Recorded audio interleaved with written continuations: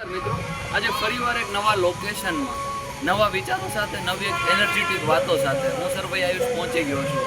આજે જે મેઇન વસ્તુઓ છે એ આપણે એ વસ્તુ પર ફોકસ કરવાની છે કે ક્યાંક ને નહીં ક્યાંક જે યુવા વર્ગ છે એ યુવા વર્ગ જે પાસ્ટમાં મીન્સ કે ઘણી બધી વસ્તુઓને લઈને એનો મિથ ક્લિયર નથી હોતા અને એને જ સંબોધન કરીને આજે જે ક્રાંતિકારી જે મારો પહેલાં પણ એક વિડીયો આવેલો હતો પણ આજે હું એક એવા આહલાદક લોકેશન ઉપર પહોંચી ગયો છું, આહલાદક વ્યૂ ઉપર પહોંચી ગયો છું। તો એક નવા વિચારો, કંઈક નવું સમજીએ, કંઈક નવું જાણીએ।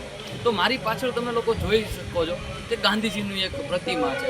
તો આજનો જે મારો વિચાર છે એ ગાંધીજી ઉપર છે કે એ યુવાનોને શું સંબોધન કરતા હતા, યુવાનોને શું જાણવાનું પ્રેરિત કરતા હતા।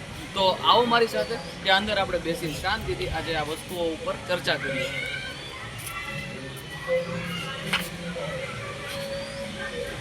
તો ગાંધીજીની તમે પ્રતિમા જોઈ શકો છો।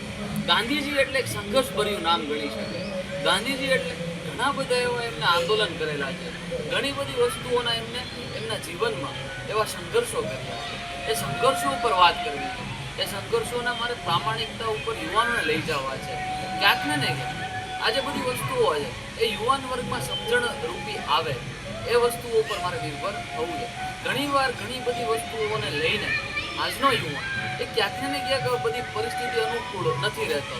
તો જ્યારે મારી પાછળ તમે જે પ્રતિમા જોઈ રહ્યા છો એ વ્યક્તિએ એના જીવનમાં ઘણી બધી વસ્તુઓને લઈને સંઘર્ષો કર્યા છે, ઘણી બધી વસ્તુઓમાં તેમને હાર્યા પણ છે, ઘણી બધી વસ્તુઓને તેમને સંઘર્ષરૂપી પણ લીધી છે, પણ જીવનમાં તેમને કોઈથી હાર નથી માની। ઘણા બધા ક્રાંતિકારીઓ તેમની સાથે હતા, પણ એક મુખ્ય નામ તરીકે આપણે જોતા હોય તો હંમેશા ગાંધીજીનું એક નામ મુખ્ય આવે છે। પણ એમની પાછળ એમનું સંઘર્ષ, એમની પાછળ તેમનું મહેનત આ ક્યાંક ને ક્યાંક ખૂબ જ અનિવાર્ય બની ગયું છે આજના સમયમાં। અને એ સમયમાં પણ આજના સમયમાં યુવાનોને કેમ આ લોકોને આઈડલ બનાવવા પડે એ વસ્તુ પર આપણે હવે જઈએ કે યુવાન વર્ગ છીએ તો યુવાનના આઈડલ તો હંમેશા ભગતસિંહ, રાજગુરુ, સુખદેવ અને ગાંધીજી જેવા ક્રાંતિકારીઓ હોવા જોઈએ। કેમ કે એક હોસલો આપે, કેમ કે એ એમની પાછળ, એમના નામની પાછળ ઘણી બધી વસ્તુઓ છુપાવીને એમનો સંઘર્ષ આપણને બતાવવા રજૂ કરી રહ્યા છે। એ મારે બે પંક્તિ કેવી હોય તો હું એમ કહી શકું કે હવાની ગતિ અને યુવાનનું બોલવાનો વેગ, હવાની ગતિ અને યુવાનનો બોલવાનો વેગ હંમેશા એક લય સાથે હોવો જોઈએ। કેમ કે જ્યારે યુવાન બોલતો થશે ત્યારે દુનિયામાં સમગ્ર એને સાંભળશે। એ જ સાથે આજે ગાંધીજીના વિચારો પર ચાલવું છે, ગાંધીજીના એક આગમન સાથે હું તમને એમના વિચારો ઉપર લઈ જાઉં। ગાંધીજી યુવાનોને લઈને બહુ જ તે વિચારતા હતા।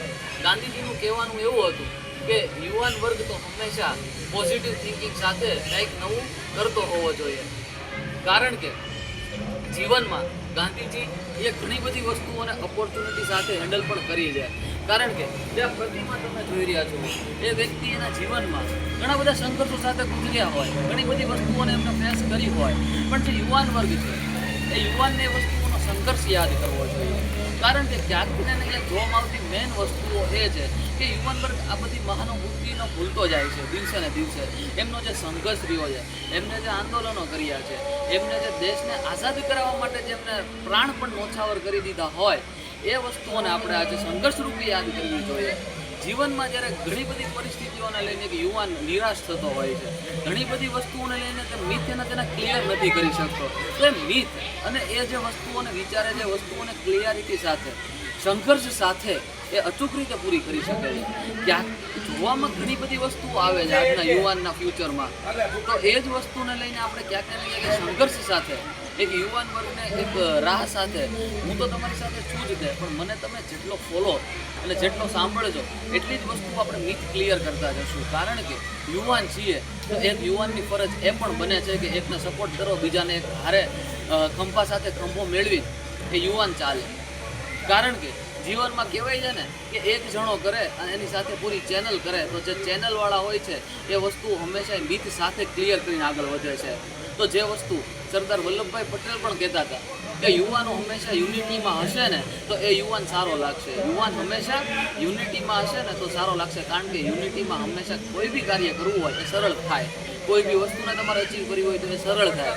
જોવામાં આવતા ઘણા બધા એવા ક્લિયરન્સ, જેમ કે મારે અટલ બિહારી વાજપેયી ઉપર આવવું હોય તો પણ હું એ વસ્તુ એમને ક્લિયર સાથે જણાવી શકું છું કે જીવનમાં માનવી અને ક્યાંક ને ક્યાંક જોવામાં આવતા યુવાન વર્ગ એ વસ્તુઓને સમજવી પડશે, વસ્તુઓને જાણવી પડશે, એ વસ્તુઓને સારી રીતના અચીવ કરવી પડશે.